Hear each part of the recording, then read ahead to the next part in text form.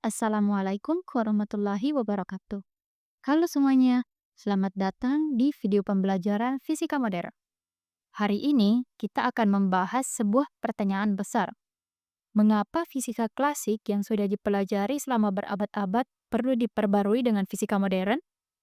Apakah hukum Newton dan Maxwell sudah tidak cukup untuk menjelaskan alam semesta? Apakah konsep ruang dan waktu yang selama ini kita anggap mutlak benar-benar berlaku di semua kondisi? Nah, kita akan mengupas batasan fisika klasik, bagaimana fisika modern lahir, dan bagaimana implikasinya terhadap teknologi yang kita gunakan sehari-hari. Yuk kita mulai. Perbedaan ranah kerja fisika klasik dan fisika modern. Fisika klasik adalah cabang fisika yang berkembang sebelum abad ke-20 dengan hukum-hukum seperti mekanika Newton, elektrodinamika Maxwell, dan termodinamika klasik. Fisika klasik sangat berhasil dalam menjelaskan fenomena sehari-hari, seperti gerak benda, hukum gravitasi, dan interaksi listrik magnet. Bahkan, banyak teknologi yang kita gunakan saat ini, seperti mesin, kendaraan, dan kelistrikan rumah tangga, masih berlandaskan prinsip fisika klasik. Namun, ada dua wilayah ekstrim di mana fisika klasik mulai gagal, yakni pada skala mikroskopis. Ketika kita masuk ke dunia atom dan partikel subatom, hukum fisika klasik tidak dapat menjelaskan perilaku elektron dalam atom, seperti efek fotoelektrik atau dualitas gelombang partikel. Hukum Newton tidak dapat menjelaskan mengapa elektron tidak jatuh ke inti atom meskipun terus bergerak dalam orbitnya. Yang kedua, pada kecepatan sangat tinggi. Ketika benda mendekati kecepatan cahaya, hukum Newton tidak lagi berlaku dengan baik. Misalnya, menurut Newton, tidak ada batasan kecepatan. Tetapi, Einstein menunjukkan bahwa tidak ada benda bermassa yang bisa melampaui kecepatan cahaya. Selain itu, konsep waktu tidak lagi absolut, melainkan bergantung pada kecepatan relatif pengamat. Mengapa fisika modern diperlukan?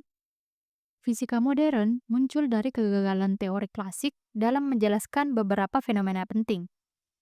Nah, ada beberapa alasan utama mengapa kita membutuhkan fisika modern. Yang pertama, fisika klasik memprediksi bahwa benda panas harus memancarkan energi tak terbatas pada panjang gelombang pendek. Max Planck mengatasi ini dengan menyatakan bahwa energi terkuantisasi, atau energi hanya dapat memiliki nilai-nilai tertentu yang diskret dan bukan kontinu, yang menjadi dasar mekanika kuantum. Yang kedua, menurut teori klasik, cahaya adalah gelombang. Tetapi, eksperimen menunjukkan bahwa cahaya juga memiliki sifat partikel. Albert Einstein menjelaskan efek fotoelektrik dengan konsep foton. Dalam efek ini, foton atau partikel cahaya bertabrakan dengan permukaan logam dan mentransfer energinya ke elektron, membuatnya keluar dari logam. Jika cahaya hanya berupa gelombang, energi akan tersebar secara merata, dan elektron seharusnya dapat keluar dengan intensitas cahaya yang cukup tinggi. Tetapi, eksperimen menunjukkan bahwa hanya frekuensi tertentu yang dapat melepaskan elektron. Ini mendukung konsep bahwa cahaya membawa energi dalam paket diskret yang sesuai dengan sifat partikel cahaya. Alasan yang ketiga, karena relativitas dan waktu yang tidak mutlak. Dalam kehidupan sehari-hari, kita menganggap waktu itu konstan. Namun, ketika objek bergerak sangat cepat, waktu bisa berjalan lebih lambat. Ini dijelaskan oleh teori relativitas khusus Einstein. Teori relativitas khusus Einstein menyatakan bahwa waktu tidak mutlak, melainkan relatif terhadap kecepatan pengamat. Ini didasarkan pada dua postulat utama. Yang pertama, hukum fisika berlaku sama di semua kerangka inersial. Yang kedua, kecepatan cahaya dalam vakum selalu konstan. Konsekuensinya, waktu dapat mengalami dilatasi waktu, yakni Semakin cepat suatu objek bergerak mendekati kecepatan cahaya, semakin lambat waktu berjalan bagi objek tersebut dalam kerangka pengamat diam. Fisika modern tidak hanya menjadi teori di atas kertas, tetapi juga berperan besar dalam perkembangan teknologi yang kita gunakan setiap hari, seperti prinsip mekanika kuantum yang menjadi dasar bagi komputer, smartphone, dan perangkat elektronik lainnya. Penerapan lainnya ada GPS dan navigasi. Selain itu, ada energi nuklir. Reaktor nuklir menghasilkan energi dengan memanfaatkan teori relativitas Einstein.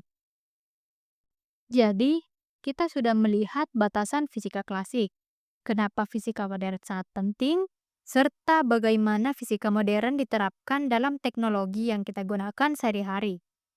Nah, sekarang coba pikirkan, apakah ada teori fisika yang kita anggap benar sekarang, tetapi mungkin akan digantikan di masa depan?